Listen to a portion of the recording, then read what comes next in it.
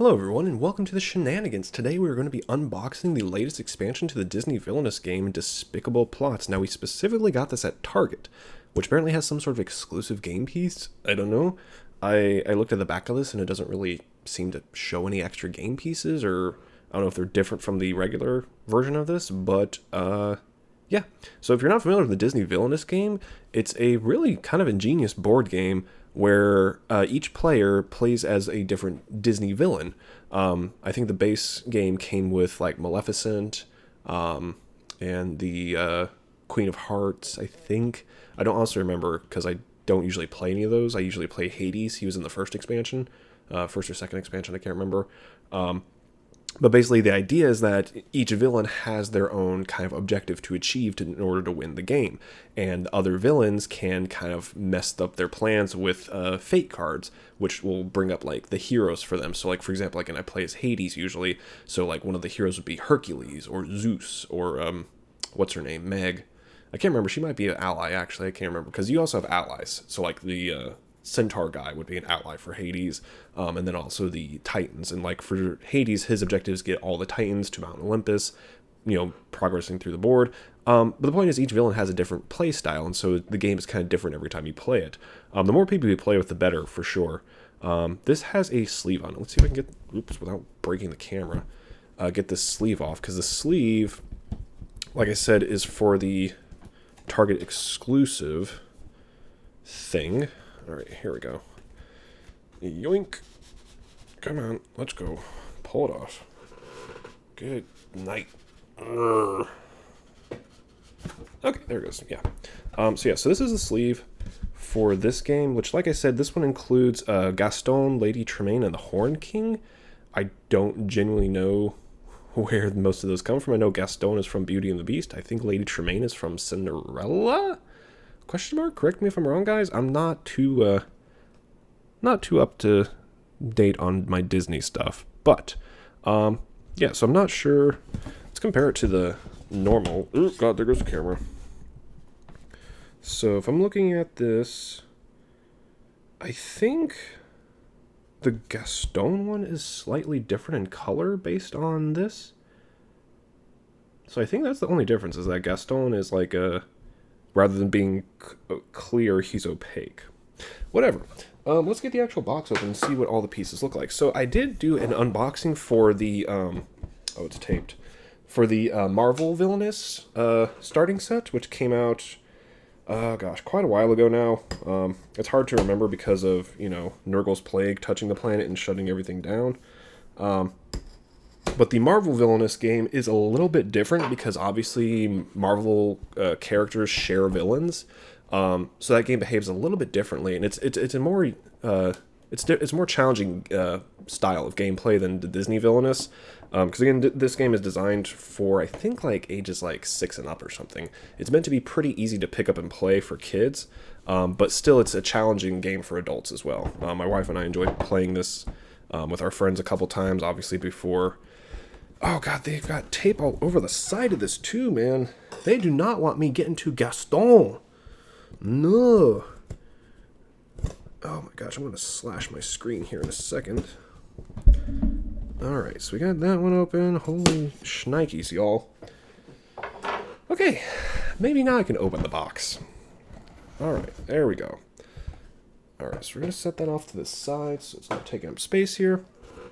So what's nice is you don't need the base game to play any of the expansions. The expansions are all self-contained. So if there's only a specific villain you want to play as, all you have to do is buy the expansion that you want. The full instructions come with the all the expansions. They tell you exactly how to play the game. They do talk about specifically your villains that come in your set. So if you're playing the base set, it includes those 5 villains, if I remember correctly, and then each expansion includes 3 more. But then it talks about here, yeah, it shows all the, so that's the base setup there, which has 5 villains to play as, and then there's 3 others that came out before this, and this is the most recent, which is, like I said, this game is honestly just super fun, really entertaining, and like I said, each villain has their own play style, so you can find the villain that kind of fits your play style. So these are the play mats. Let me get that open real quick. Because this is what you actually... it's basically the game board, because there isn't a shared game board per se. Like, each villain has their own game board, and it has different locations that are relevant to that character.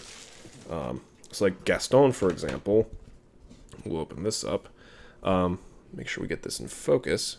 Yeah, so you have like Belle's house, you have the tavern. I don't know why this isn't focusing.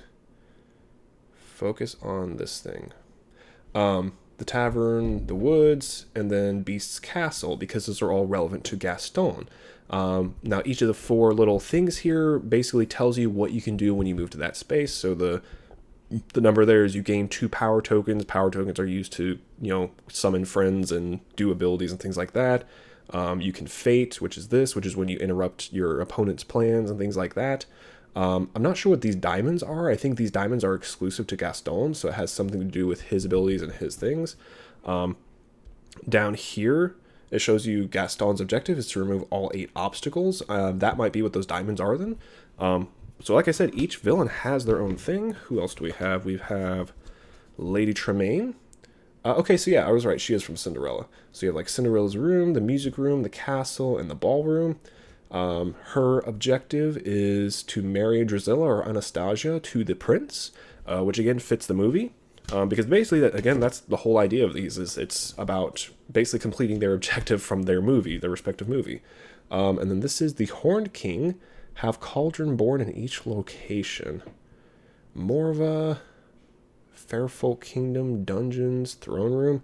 I'm honestly still not sure where the Horned King comes from. He's kind of spooky. I would have to ask my wife. She is the Disney fanatic, so she knows a lot more about it than I do. The Black Cauldron. Ooh, that's interesting.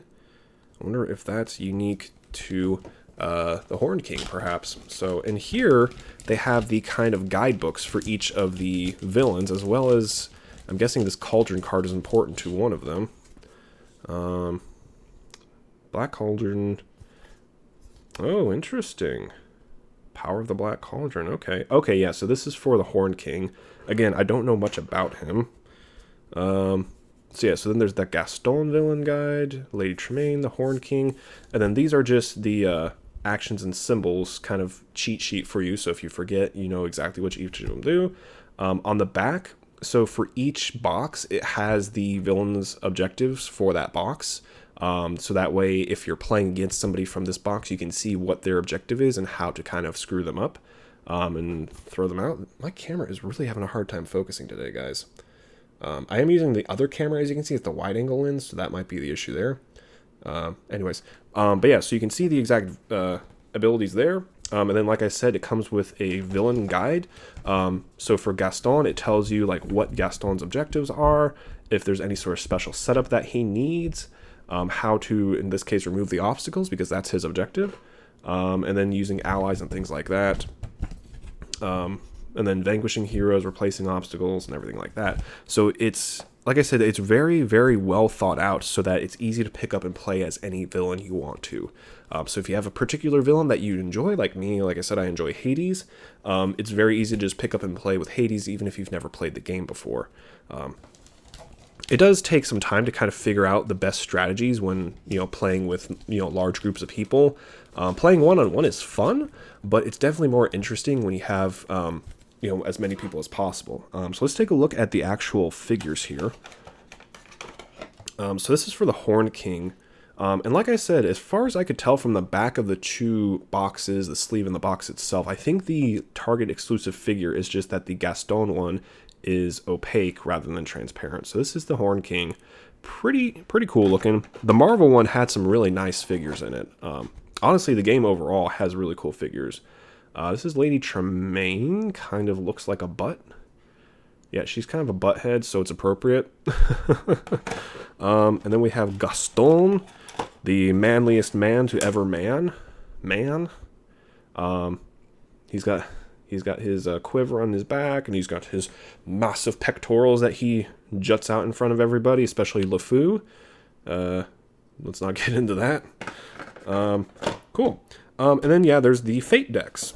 So the dark color decks are their villain decks. That's what you draw from to do your abilities and things. And The fate cards are white on the back. They're kind of inverted. So they're light white in color, and then they'll have gold in the back. And as you can see here, Belle is one of the heroes that fights against Gaston.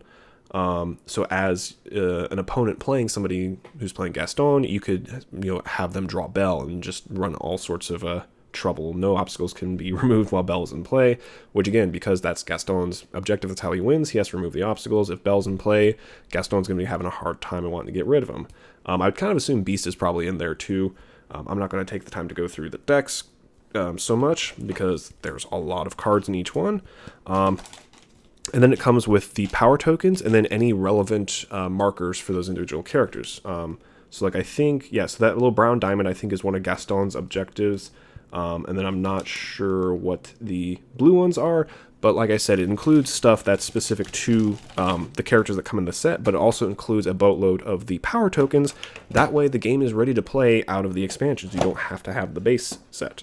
So anyways, that is the latest expansion to Disney Villainous. I honestly forget what it's called now. Despicable Plots. So that's Despicable Plots, guys. It's available now. Go get it if you enjoy the Villainous game. If you haven't played Villainous, I highly recommend it. Again, you can pick any one of the expansions to start with, or you can get the actual starter set. It's honestly a really fun game. Play it with your friends, play it with your family. You'll have a great time. I guarantee it.